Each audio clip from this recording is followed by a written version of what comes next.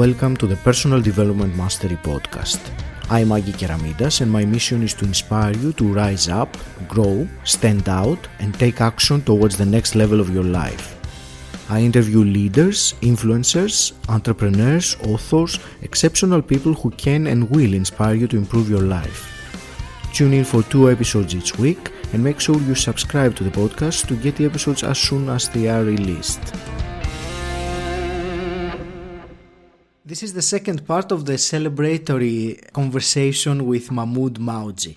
If you missed the first half of the conversation, tune in to the previous episode, number 100, where Mahmood talked about living a life of no regrets, serving people, having the perseverance to carry on with your dream. This today is the second part of the conversation. I wish you enjoy it. I wanted to ask because I think it's around this part of your journey. You said earlier that that quote that when the student is ready, the teacher will appear. And I think it was around that time when your own teacher, in the broad sense of the word, appeared in terms of your coach. So can you take us through that journey as well of your transformation? Because there are some very intriguing elements in there which I want to go deeper with you in a moment. So what happened is, as I started speaking more, I'm like, okay, fine, okay. Now this is something I loved, and I loved it. There was no money coming in from this, except when people invited me, but it was only very little. But it's like, I love this, right? And I used to feel alive. And when you wake up in the morning, you're feeling alive. I'm like, I love this. I'm like, okay, fine. So when you're feeling alive or something, what do? You want to become world class, right? I said, I want to be brilliant. And so I conquered my stutter, okay, by speaking all the time. So that managed to get rid of that. And I'm like, I want to become a phenomenal speaker. I started watching people like Gary Vee and Tony Robbins and all of these guys. I'm like, wow, I want to be as powerful as that. So I started spending more time at Robbins events, and I started training with them, right? So I started training their teams. So that all started working out. Then I started speaking for some other companies within the UK. So what they do is like, there's these, you go to a free event, maybe a property event, right? And then they give you a 3-4 hour talk, and then they upsell you something at the end, right? So I started speaking on self-development and mindset for some of these other companies. Mm-hmm. And the reason I went there is I wanted them to be able to teach me how to speak really, really well. So I knew that if I can work for them, I'm not interested in the money, but I can get the training, the coaching. So, and those people who went there, the owners were great, and they used to coach me so much on how to become brilliant. They taught me how to sell. So I started selling, right? And for each company I went to, I became the best closer. I said, oh, hold on, maybe I'm really good at selling. Maybe I'm really good at closing. Why? Because I'm passionate about what I'm selling. And then charity started inviting me because they saw that I'm raising, that I can close well. Then charity started inviting me to talk for them. That, could you come and give us the keynote? So then you can raise money. So it's like, okay, fine, I can do that. So I remember there was a trip to New York I was going on, and they invited me to New York, and they needed to raise about $600,000 for a project they were doing. Mm-hmm. I went there, and in 20 minutes, we raised 1.2 million. We raised double, right? And it was like, wow. And I realized, okay, hold on, maybe this is something which I'm great at. And so as that avenue started going along, I got a speaking event in LA. So I was in LA and I had some great people on stage. So I was sharing the stage with people like Steve Wozniak, co-founder of Apple. There was Mel Gibson, mm-hmm. right, who I'd looked up to since I was a kid. I had Michael Douglas, again, actor looked up to the kid. And there was kind of Harvey Specter from Suits, someone I really looked up to as well. And so I met all these guys and I actually shared the stage with them. And in the crowd, it's a crowd of about 4,000 people. And in the crowd, I found out that there's a coach in there. And this coach isn't just a normal coach, but he was charging €1 million to coach people. And I was like, what? And by that time, my coaching journey, where I was coaching people on health and mindset, developed, but I was charging tiny amounts, right? Nothing in comparison to what I was earning in dentistry. And I'm like, well, $1 million, how do you do that? How do you charge someone €1 million? I said, I got to meet this guy. So I messaged him on Facebook and I said, look, I want to meet with you. He never got back to me. And every time I tried to meet him, he was surrounded by loads of people. And I remember that was the last night in LA, and I was flying back in the morning, and we got back to the hotel, went out to dinner with some friends. This is in Anaheim, right? So massive, massive hotels. And I just decided to go for a walk. It was 1:30 in the morning, went for a walk. And I saw him sitting there speaking to this other person. And I'm like, inside me, there's this 5-second rule. Mel Robbins' 5-second rule, right? You got 5 seconds to take some sort of action before the mind turns it off. I'm like, okay, fine. What I need to do is I need to go and speak to this guy, right? So I started walking towards him. Yeah. So I go to him and I just stand there, right, while he's talking. And he looks up at me like I'm some weirdo, right? And he goes, how can I help you? And I said, look, yeah, I've been messaging you for the last week and I'm leaving to go back to London in the morning. I know it's 1:30 a.m., but I need to talk to you. And if you don't talk to me, I'm not going anywhere. And I'm like, what's he going to say? And he looked at his clock and he's like, it's 1:30. And I said, I know. But I said, I need to talk to you. And he goes, okay, go and have a seat. So I went to take a seat, thinking it'd be like 5 minutes. It's 55 minutes, yeah? 2:25. He says, come and sit with me. And he's like, okay, well, how can I help you? And I'm like, look, I've heard stories that you charge €1 million. Is that true? He goes, yeah, I charge $1 million. And I go, how? He goes, what do you mean how? I just charge €1 million. I'm like, but how? He's like, have you read my book? And I'm like, no. He said, okay, go get my book. I'm coming to London next week because I live in France. And I'll come and spend half an hour. I'll give half an hour of my time next week. So okay, so I download his book straight away. And then I'm on the flight back and I'm going through the book. And next week I turn up and I see him. And he's like, okay, Mahmood, have you read my book? And I'm like, yeah. And he asked me a few questions to test me, right? I got him right. And he goes to me, how do you want me to help you? And I said, look, right. I said, I'm in dentistry right now and I have to leave. I hate it. I totally hate it. I need to get out. I've started speaking. I've started coaching, but it's not really, it can't sustain my family. I've got 3 kids. I've got a wife. I've got family. I can't do this. And I need help. And he goes, okay, what would you like me to do? And I said, I'd love you to coach me. He said, well, fine, I can coach you. I said, I want to get to where you are. He goes, yeah, I can help you get to where I am. But, and he's like, I can't afford €1 million.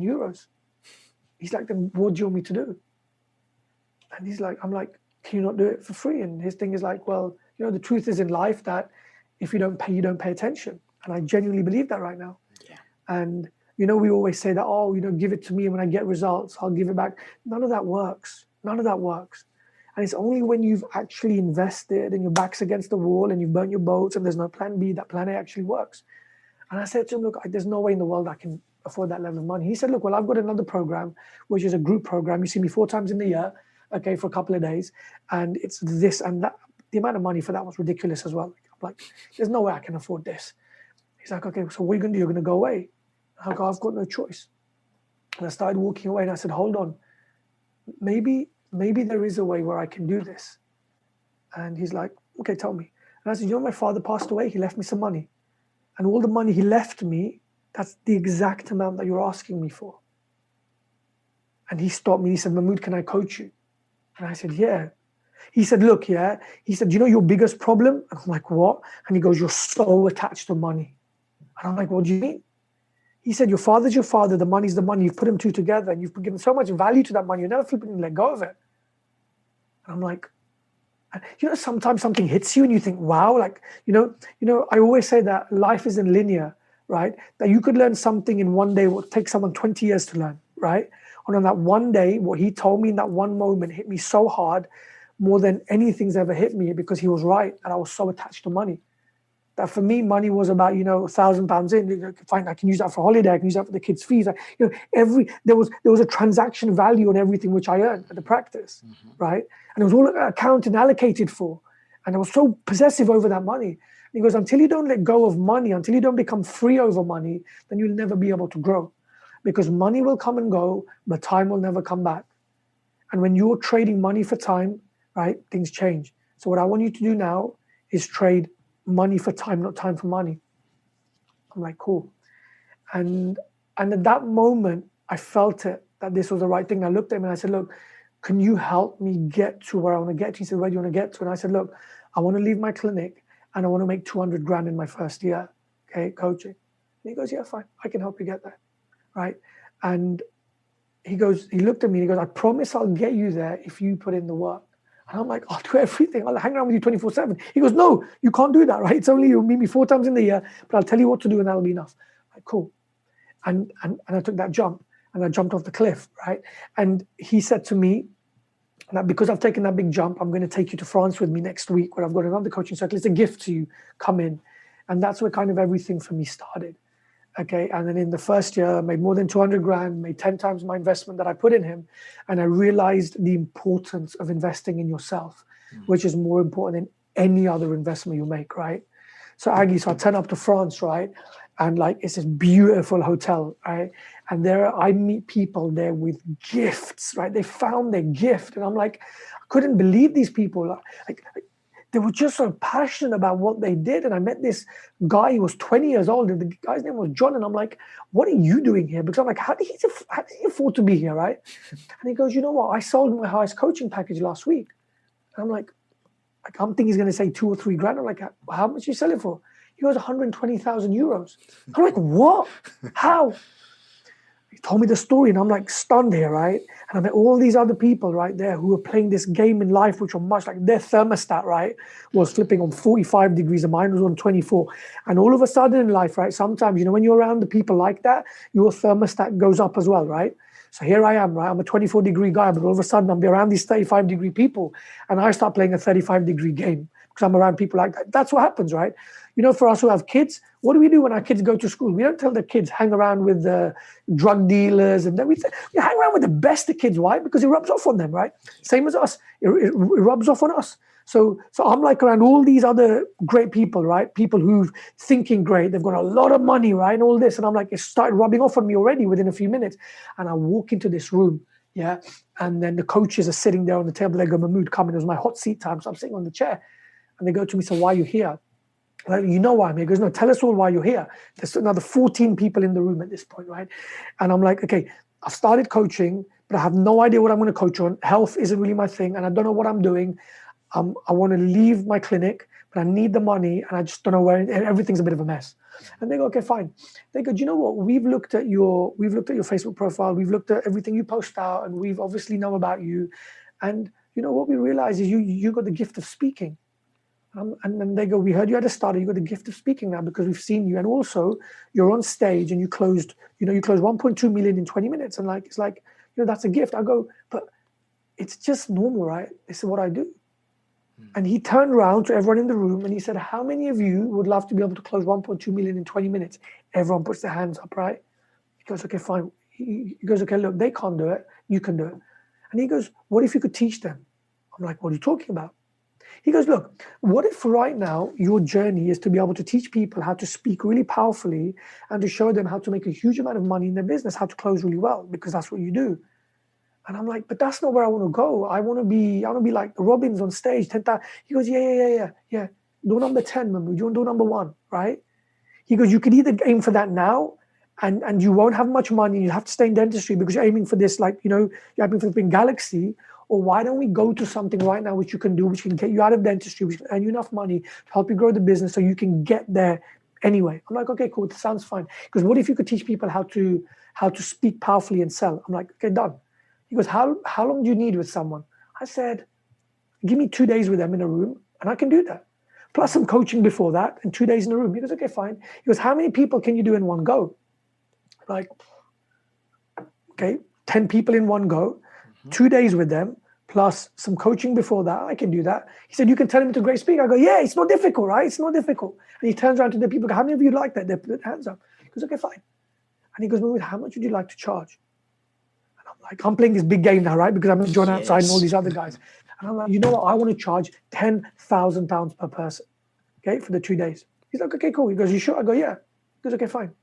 3 people in that room put their hand up and said, I'm in. And I'm like, wow. Like, this is 30 grand, right? And I've never seen that level of money in such a short period of time for something which I believed was normal. Yeah. And that's the day when I developed that course, and that's how things started. Okay. So many ups and downs after that, but on that day, I realized that you know, that money and time are two totally different things. That a lot of time it's like, you know, I've got to work 8 hours a day and I'm earning this much, or I've got a contract from a dentist and every filling I do, like all of a sudden money became something totally different for me. That I'm like, now I realize how this guy can charge $1 million, because it's not about the time, but it's about the value, right? That I could give you £1 million of value in one day. And some people will never earn £1 million in their life. Big turning point for me. And that's how everything started.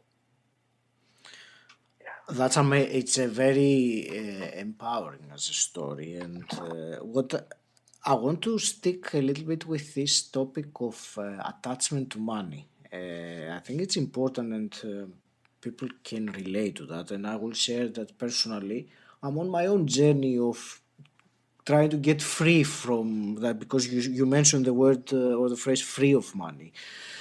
So I want to ask Mahmood about, if you could just expand a bit on this.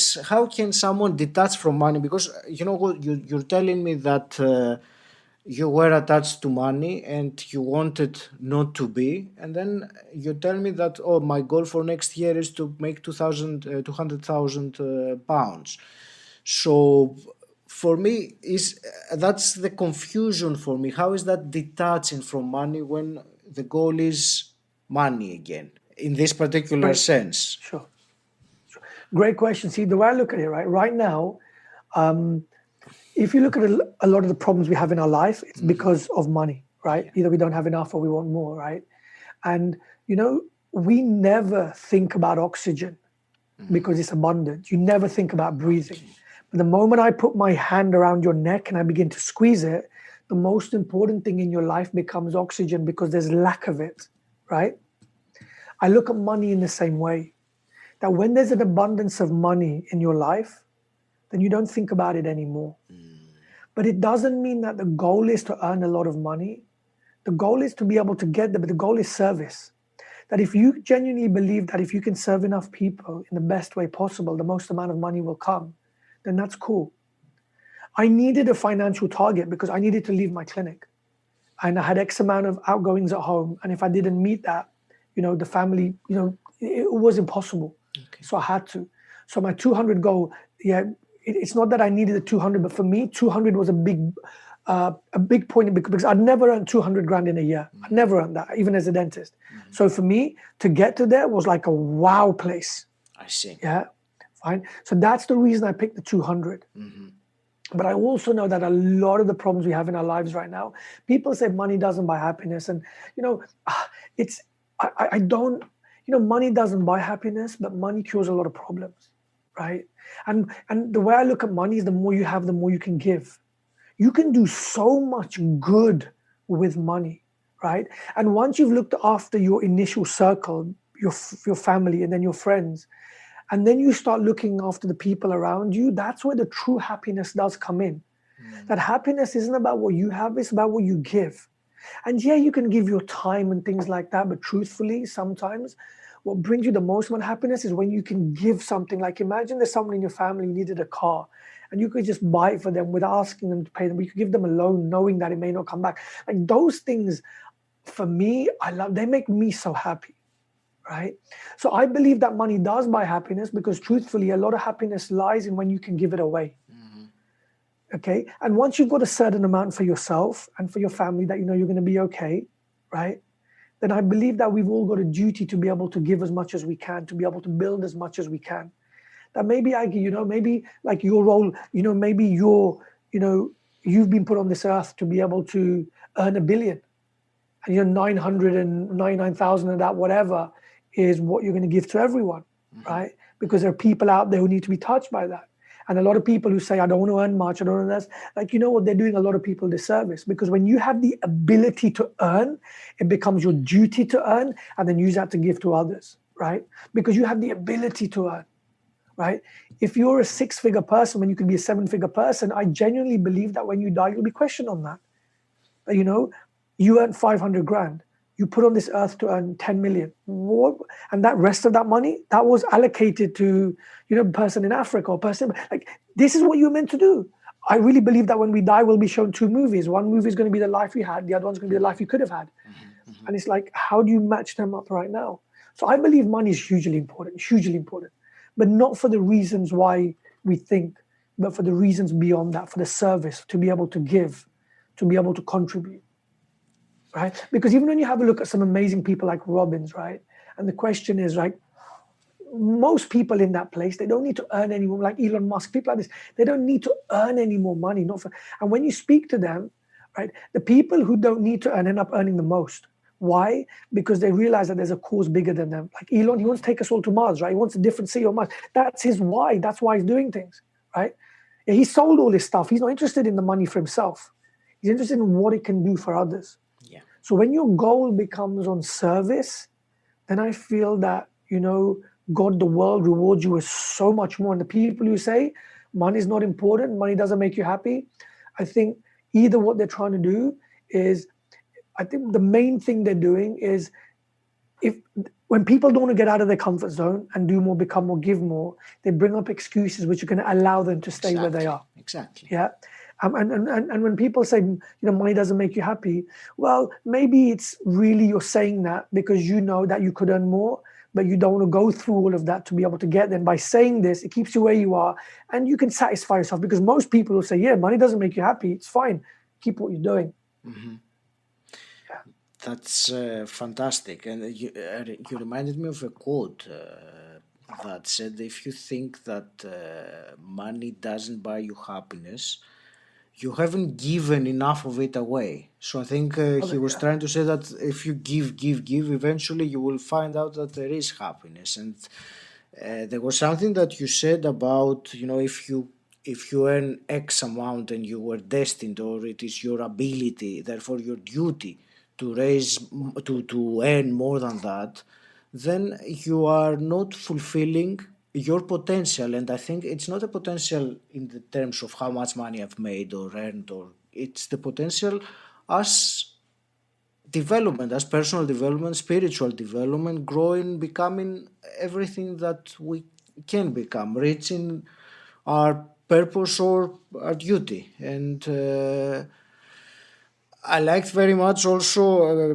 what you said about that abundance concept of oxygen. And I think that for me resonates quite a lot, that when you think of money in the same way like you think of air, basically you don't think about it. You have trust that it will be there for you, as it has been always.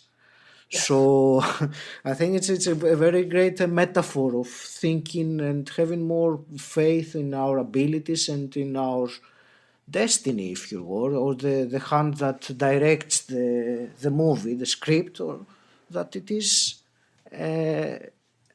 meant for us to move on and carry on with that.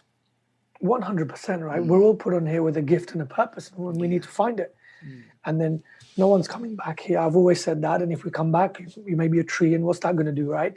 So it's like, we make the most of it.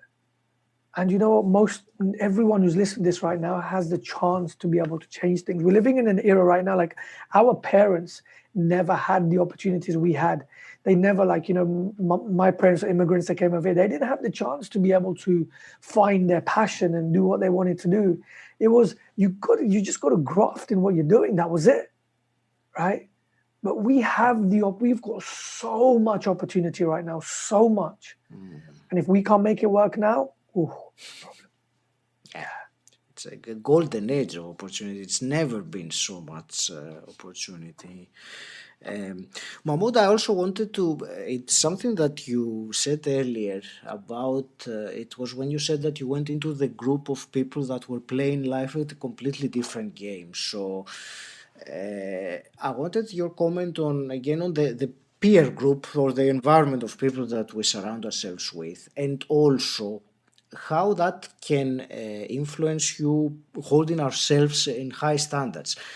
I'm asking that because I remember very vividly a couple of months ago you said something to me and it made a big impression. I was going through a difficult time, or a rough period at that time, and you told me I was having bad days, and you said it's okay, Aggie, for people to have bad day or to have a few bad days, but it's not okay for you to have a bad day. And you told me that I need to hold myself to higher standards than that. And that clicked immediately, because I realized that if I was the person that I aspire to be, I would certainly not allow myself to have 4 days in a row of, bad mood and procrastinating and not doing stuff. So the peers, the environment, the people around us will pull us to that high standard, because sometimes it's, I think, and tell me what your thoughts are, it can be difficult to hold ourselves at a high standard without the accountability of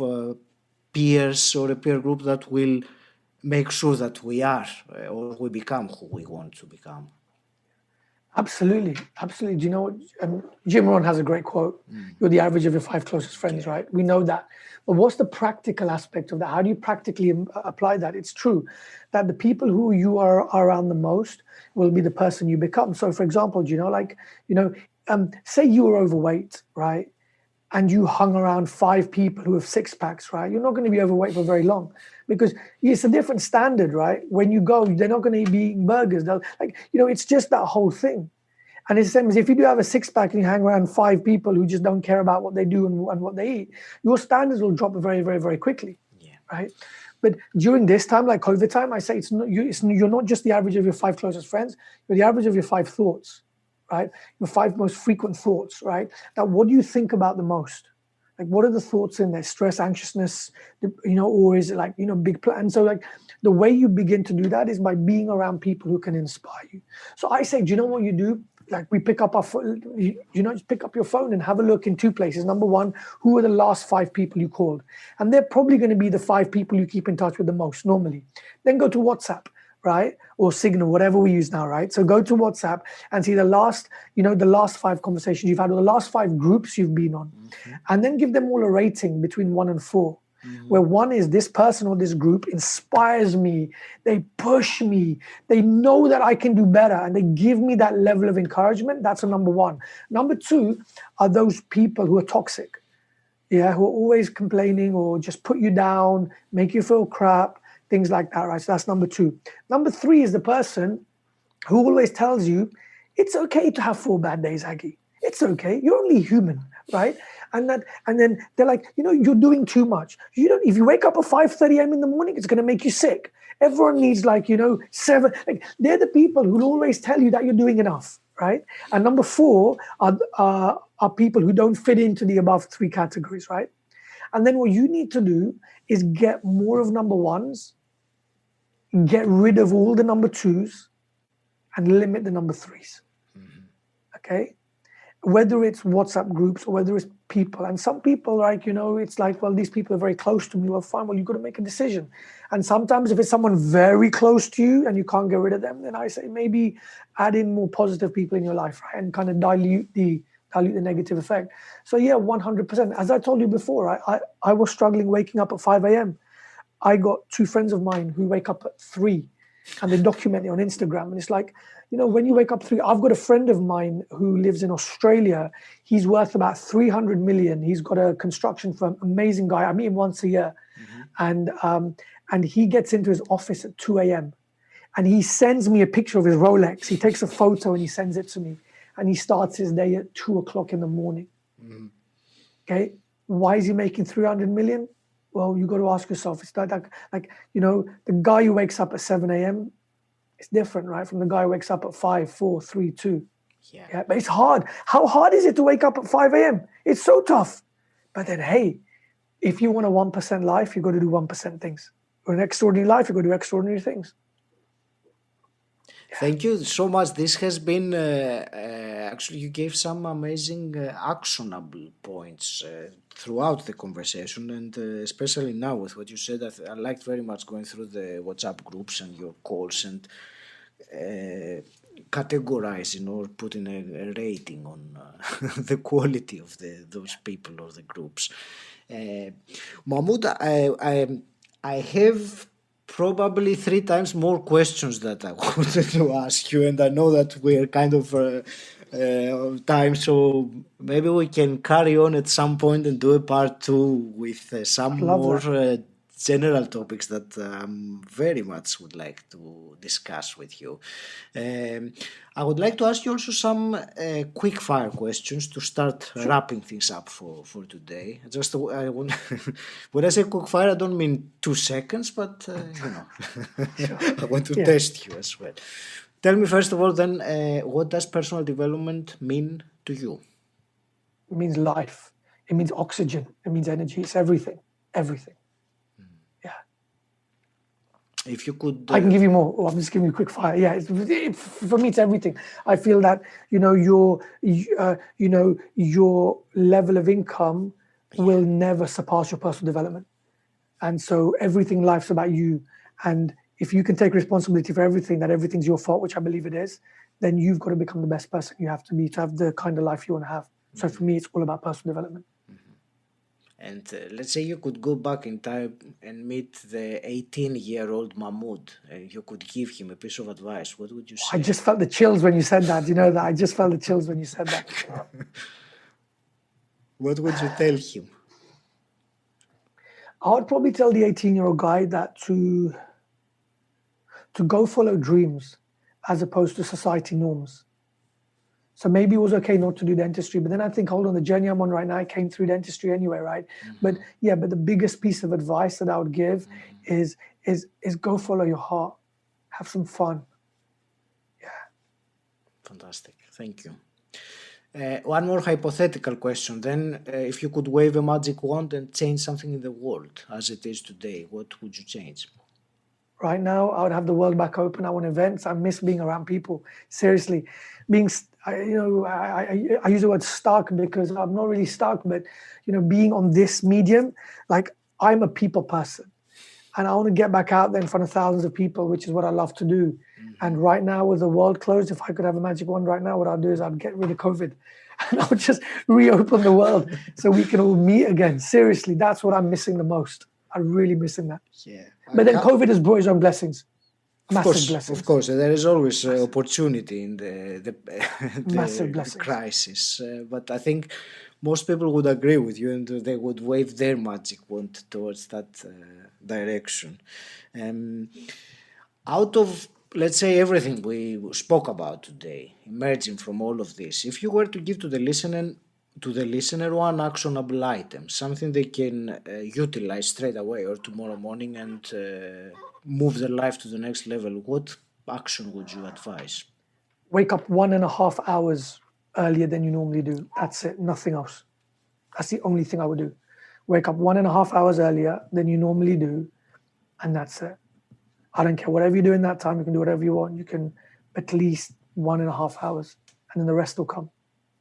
And the thing is, there's no way that you're going to wake up so early and watch Netflix, is it? You're going to do something constructive with that time. You don't hear people saying, oh man, woke up at 5 a.m., I wasted my time, I watched Netflix. You've never heard that. You've never heard that.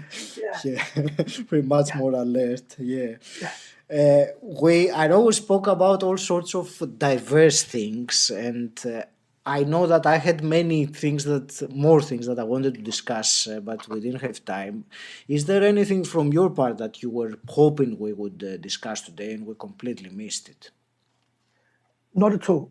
For me, it was a genuine honor to be here on the 100th one. The honor is mine, Mahmood. It's mutual. Because in a few years' time, when there'll be even more millions of people watching this and whatever, it's something I can say that I knew Aggie when he did his 100th one, right? Yeah, and so I've got to know you quite well over the last 6 months, and it's been a pleasure knowing you. And for me, I don't let everyone into my circle, as you know, because the people who come into my circle have to be like, it's that circle. That they have to be someone who can inspire. I also the clients I have, like you, right? I want to learn from my clients. I'm not all knowing. I'm nothing like that. All I am is I'm kind of one step ahead or whatever, half a step ahead of, the people I'm working with. That's it.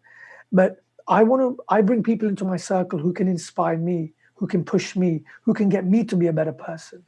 And what I've learned from you is amazing. Right? Just your sheer dedication. You turn up every single day, no matter what. You'll push through. You'll have those hard conversations. Like you listen. You go out and do the things we ask you to do. And for me, that's that.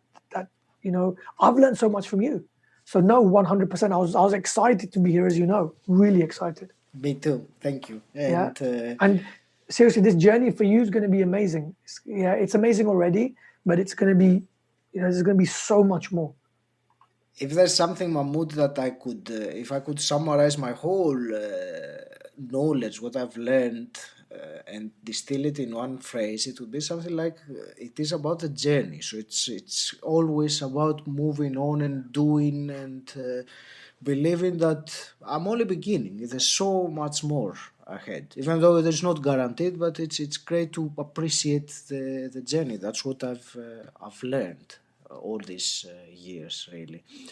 Can you share how can people find out more about you? How can they connect with you? 100%. Best places would be Instagram, would be Facebook. So just under my name, Mahmood Mawjee, Facebook, Instagram, YouTube. And so I try to put a lot of content out on YouTube and on Instagram. So probably they're the best places.